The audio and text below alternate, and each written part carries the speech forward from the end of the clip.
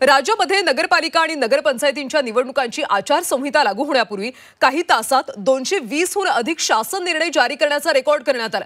यामध्ये महापालिकांचं, नगरपरिषद आणि नगरपंचायतींवर निधीची मुक्त उधळण करण्यात आली। मुख्यमंत्री शाश्वत कृषी सिंचन योजनेअंतर्गत 100 कोटी रुपयांचा निधी देण्यात आला। नानाजी देशमुख कृषी संजीवनी प्रकल्पासाठी 187 कोटी 98 लाख रुपयांचा निधी। अतिवृष्टीग्रस्त शेतकऱ्यांना रब्बीसाठी बियाणे खरेदीला 3499 कोटी 84 लाख रुपयांचा निधी देण्यात आला।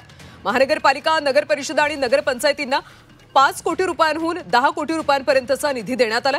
नागरी स्थानिक स्वराज्य संस्थांना विशिष्ट नागरी सुविधा पुरवण्यासाठी निधी देण्यात आला।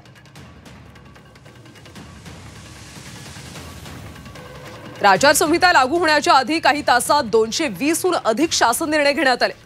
मुख्यमंत्री शाश्वत कृषी सिंचन योजनेअंतर्गत 100 कोटी देण्यात आले। नानाजी देशमुख कृषी संजीवनी प्रकल्पासाठी 187 कोटी 98 लाख रुपयांचा निधी वितरित करण्यात आला। रब्बीसाठी बियाणे खरेदीला 3499 कोटी 84 लाखांचा निधी। महानगरपालिका, नगरपरिषदा, नगरपंचायतींना 5 कोटींपासून ते 10 कोटी रुपयांपर्यंतचा निधी। त्यामुळे आचारसंहितेआधी सरकारकडून निधीचा पाऊस पाहायला मिळतो।